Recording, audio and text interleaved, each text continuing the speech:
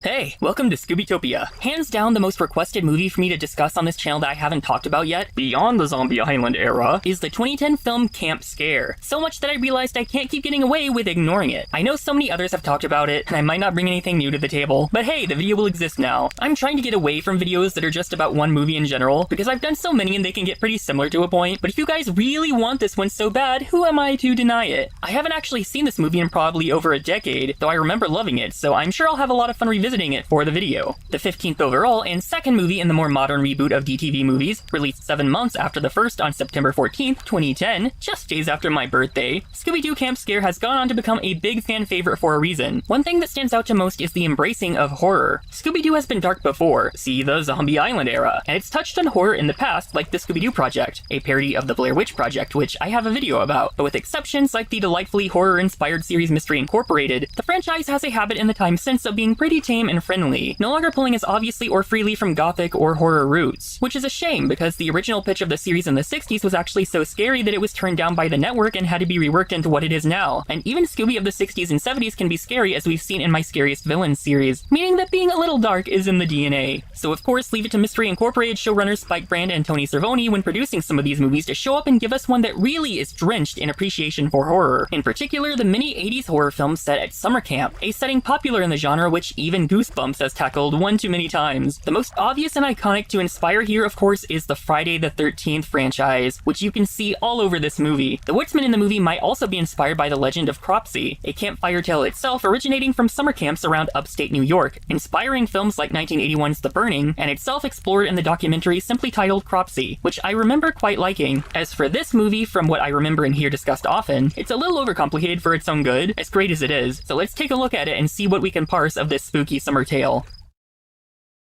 The movie opens on a moonlit night out on the campgrounds, surrounded by lots of obvious CGI the camera forces us through, where Counselor Bird, voiced by Stephen Root, is telling the tale of the woodsman. Known originally as the horribly mean Jerry McCready, campers pranked the counselor, which led to his falling off Devil's Drop and hitting his head on every rock. No body ever found. The legend saying the head trauma made him insane, and so he became the woodsman. Daryl, another counselor, gives them a jump scare dressed up as him. The kids are sent off to bed, and he goes to check out a weird noise. The ambiance here, the night sounds and the door slamming in the wind is excellent. And here we come face to face with the real woodsman behind him in a fantastically creepy shot, swinging his axe. Daryl runs through screaming as the boathouse they were at bursts into flames, a message reading "Get Out" as Bird sees the spirit who throws his axe and gives us the credits. I actually loved this song, Here Comes Summer, as a 14-year-old when this came out. I remember playing it over and over, and the animation is really fun. I love Fred and Scooby dancing, I love the band moment at the end, very Archie's, ironically, and just the entire art style. We get another fun axe tease that's just the boys enjoying a sandwich, excited that camping means no monsters. They get a little scare that turns out to be Velma, and Daphne reveals they aren't even camping yet, just in a display model at the store, which is actually a really funny joke. You know how excited Fred is about taking us to his old summer camp. I am so excited to take you guys to my old summer camp. A shopkeeper voiced by Mark Hamill stops them, who some people think looks like Lester from Alien Invaders, which I guess I vaguely see. He offers some ghost stories, but the boys check out immediately. They drive past the most beautiful camp you've ever seen as Velma's surprised and impressed, but Fred reveals the one they're off to is actually the dumpy, sad one next to it. Fred's excited to be a counselor, and Shaggy's chill as long as it's not haunted, just in time for Daryl to say it's haunted, and announcing he's leaving for the nicer rival camp. As Fred finds the warning, I again love the atmosphere and the music during this scene while they search the empty camp. It's really giving exactly what you want in this part of a horror movie. They hear talking and find Bert telling a ranger that camp is being canceled because of the woodsman, to Fred's pained shock. I've heard of camp rivalries, but this is a little extreme. You hit the nail on the head, beautiful. Oh, I didn't say anything. Well, I wasn't talking to you. Me? 3 kids show up anyway, not getting the memo, which Fred jumps on. Interestingly, 2 of them happen to voice alongside each other frequently, as Luke is voiced by Scott Menville and Trudy is voiced by Tara Strong, who together voiced Robin and Raven in Teen Titans and Go. Tara Strong, who's frequently in the franchise in little roles, is pretty much doing what she does as Raven. Scott Menville, meanwhile, is far from a stranger in Scooby-Doo. From Wilbur in this Scooby and Scrappy episode, Red Herring and Skippy in A Pup Named Scooby-Doo, Tug in Scooby-Doo and the Ghoul School, Cricky in Mystery Incorporated, among other appearances, even voiced Shaggy himself in the much-maligned Shaggy and Scooby-Doo Get a Clue. Fred excitedly shows the kids around while Daphne tries to comfort the other camper, Deacon, who you might be surprised to hear also is voiced by Mark Hamill. That night, Scooby's out collecting firewood as we get some more deliciously creepy atmosphere, leading from a false scare to a real one as the woodsman attacks. Running back, Shaggy opens the door to another scare, turning out to be Bert, maybe suspiciously so. They all go to eat, but the woodsman watches from outside, and this shot is chilling. I love it. This whole scene, this entire section. Fred wakes everyone up extra early the next morning, but despite his efforts to scare them away from it with the story of a boy who became a fish man, Daphne decides they're going next door to swim at the rival camp instead of the icky lake here. What is this? Oh, they're getting freaky in the woods. We get the song Summertime here, which is apparently a sound-alike for Hot Hot Hot by Buster Poindexter. We also get a lot of interesting fan service of the girls in this. We aren't done either. Velma tries bonding with Trudy, while Fred tries with Luke, but the rival campers outshine them. As does their counselor, it seems, as Fred sets his sights on Jessica, who herself is walking fan service right out of Friday the 13th. Scuba diving, Scooby finds what seems like buildings underwater when a fishman scares him back to the surface. The dudes save Velma and Trudy from it just for it to attack them, so they all get in the one remaining canoe until they almost go over the dam, then pushed all the way over by the creature where they somehow survive and end up back at their own camp safely. Bert realizes it must be the fishman from Fred's story, which means all the campfire legends are coming to life. There really is no other explanation. How about someone is using these monsters to try and scare us away? Why don't you just stick to being pretty? Did he just say what I think he said? Yeah. He thinks you're pretty! Again, that fan service on Daphne. Am I just being unusually conservative today? Some more great creepy atmosphere as someone lurks their way into a trap, revealed to be Jessica.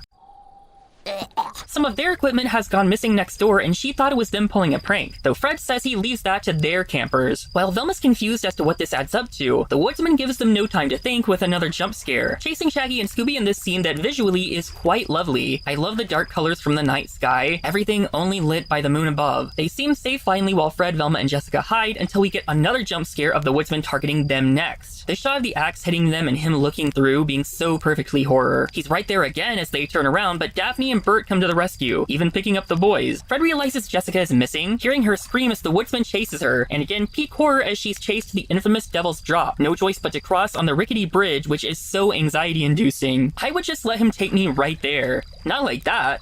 Well, maybe like that. The others show up to the rescue, so he cuts the bridge as she falls, the boys surprisingly being the ones to make the leap of faith and swing her to safety.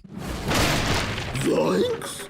Fred gives them a hand as they all realize the woodsman has just vanished, everything now being eerily quiet. Covering everything at camp now is the ominous warning, while the kids somehow slept through everything. The next day, the gang join Jessica at the perfect camp so she can fill them in on the missing equipment from the Marine Biology Center, which must be in the lake, as well as a missing RV which Velma tracks with GPS, finding it at Shadow Canyon. Bert realizes there's a legend about a specter known as the Lost Hiker there, and if you hear her wail, you're dead like a banshee. Fred decides it's time to split up, asking who wants to check the lake with him. I'm a certified scuba instructor. What was that, Daph? Huh? Nothing. I'll go with you. The boys pass on Shadow Canyon, going for the dining hall instead, so Velma suggests they bring Deacon. While off to find the RV, the GPS dies on Velma, but Trudy finds tire tracks to follow. Team Lake, meanwhile, find what seems like an underwater town when they're attacked again. This scene being fairly intense, especially if you have a fear of drowning or being under the water this long, like thalassophobia. Another solid scene for a horror movie. Things like Daphne getting grabbed while the music becomes more intense as they barely make it into a cave, it's just solid stuff. Thanks to Daphne. Anytime, Freddy. Back at the dining hall, Deacon thinks they should stay here as Daryl calls them out for not going here, leading the campers to throw food at them mercilessly, the three escaping through the woods and falling off the cliffside. In the canyon, the team finds the RV tracks just disappear into the rock when the other three ride right into it, revealing a metal sound as Bert catches on that this is literally the RV, just painted. Inside, it seems someone has been staked out and using the missing sonar equipment, and thanks to Trudy, they hack in and find they're searching the bottom of the lake. Back in the cave, much like Scooby and Shaggy often do, the Minor 49er episode and Chill Out come to mind, Luke lights a candle just for them to realize it's dynamite. Jessica sees the explosion open an escape route at least. The wail of the Spectre unfortunately rings out in the canyon, and she suddenly flies through the air, chasing the team in their Jeep as she tries to go in for the kill. Another great jump scare as Velma thinks they're safe, only to turn back around and see her. As fun as this is, I do agree with others that by this point the movie is a little overstuffed. This is maybe a little much, but it's not terrible as the team escape and the Spectre is crushed. Everyone gets together, Velma realizing the sonar equipment was for the underwater town, but they can't place the reason for the dynamite in the cave. Deacon says someone Everyone clearly doesn't want them here, though, and is leaving for the other camp, them having to guilt the boys to stay, while Luke is enthusiastic about remaining with the team, and even Trudy has found camaraderie. Jessica has to return anyway, so she takes Deacon with her, and the gang decide to return to the shopkeeper for information. He reveals the town underwater was an old mining town, but everyone was moved out, the area was dammed, and turned into the lake. However, the town was home to one specific dangerous gangster who allegedly hid his stolen treasure somewhere in the town, or so the legend goes, it now being lost forever in the lake after the town was flooded. They learned that before the gangster died, his cellmate Babyface Beretti learned of how to find the treasure, specifically that the steeple will reveal the location on the summer solstice, which is today. Shaggy notes the guy is too short to be the woodsman though and must have help, and Fred wonders why scare them from camp. Thelma finally realizes the dynamite is to blow the dam and more easily access the treasure, which would flood the camp, meaning the others back there are in danger. There they find everything destroyed, Bert and the kids hiding in fear. Fred comforts Luke, finally getting to be a real counselor as they all have a moment. Thelma realizes the woodsman must think the camp is empty now though, and sure enough the dam is hit, bursting everywhere as they rush to the van. As everything is destroyed and washed away, we get this always classic joke. If you're back here, then who's driving? Hey, Scoob! I didn't know you could drive! I'm damned. They nearly make it across the treacherous waters and back to land, and they look over to see the lake disappear and the underwater town finally being flushed out. We even see the theater is still set to show White Heat and The Public Enemy, both being James Cagney films. They explore, Daphne ruining her shoes as they find the steeple. Someone's coming, so Fred grabs them, much to Daphne's annoyance as he's all over Jessica. She saw Deacon headed here and followed him, but before they can wonder why, the woodsman pops up behind Scooby, and the shot of him swinging the axe is great again. Deacon gets them to come hide with him, locking them in a cell. Shockingly, the little boy, weirdly voiced by Mark Hamill, takes his wig and glasses off to reveal he's Babyface Beretti. The woodsman chases the other three into the bell tower, breaking in and attacking Fred when he tries to stand up for Jessica. Luke knocks him into the window with the bell. Fred finishes him off, but he grabs Jessica until her shoe finally slips off. Daphne would hate to know she kisses him in thanks, and Luke's here. Shaggy's erratic shaking of the extremely old rusty bars meanwhile frees everyone, and everyone reconnects just to find the classic horror trope of the woodsman being gone. The sun rises and the steeple indeed shows the way, Scooby digging it up as the fishman creeps up to attack. Scooby bravely attacks for once, and Shaggy does it back for him in return. Thankfully, Scooby's driving lesson did enough for him to chase and trap the thing. Unmasked, it's the woodsman. He's then unmasked to reveal the ranger with a crush on Velma. You think you got me all figured out, don't you, beautiful? Oh, I didn't say anything. I think he was talking to me. Oh, right. Elsewhere, Babyface is trying to escape with the treasure, which Scooby is able to easily put a stop to. As we get the explanation, the music score goes into the music score theme from Mystery Incorporated, which makes sense with the same music composer and same producers. I love that. The two of these guys, of course, teamed up with all of this, between the creature as they searched the lake and the woodsman at camp, but Babyface had to become Deacon to be on the inside and get them to leave to hurry things up before the solstice. When it wasn't working, the Spectre had to happen to try and finish the job, making it fly with the zip line. Fred tries to let Jessica down easy because they're too different from two different worlds, but she just wanted to thank him for saving her, which I'm sure Daphne enjoyed. Wait for me. In your dreams, Knudsen. With both camps now missing a camp and a lake, Scooby gets an idea, and both of them combine into one big camp. Bert and Jessica now tell a new campfire tale based on Knudsen, the woodsman. Scooby playing the part to scare the kids this time. Scooby-Dooby, boo! We then get one more song during the credits, Perfect World, which is another sound-alike, this time being for Walking on Sunshine by Katrina and the Waves. Interestingly, after the credits we get a little stinger of the Spectre, who may or may not be real as she jump scares us one last time.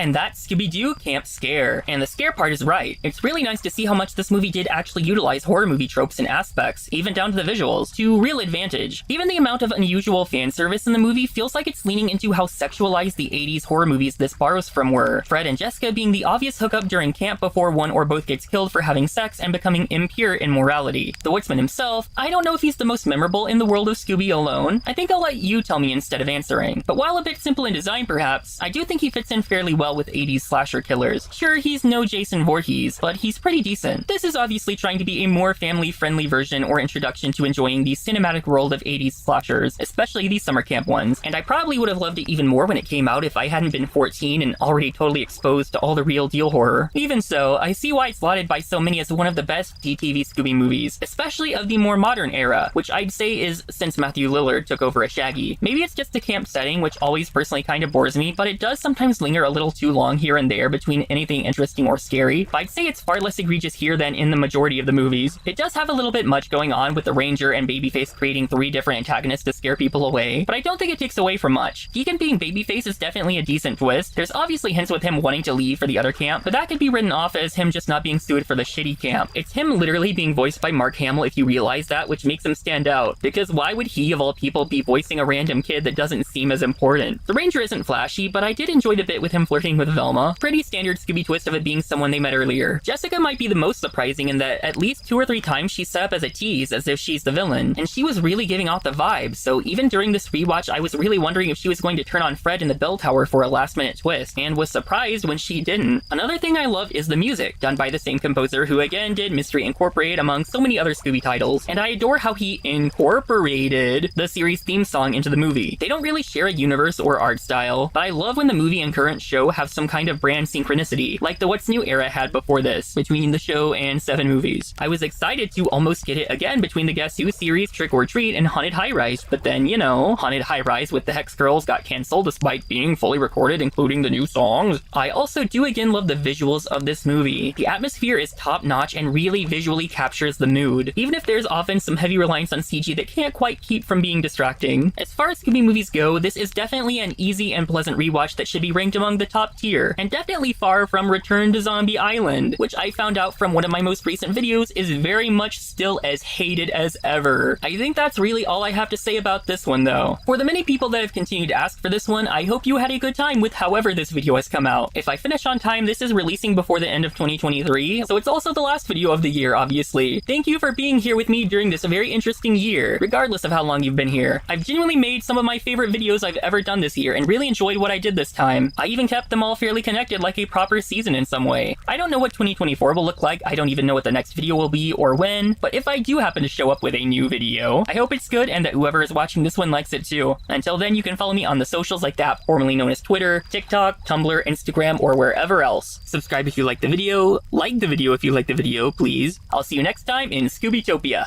Bye!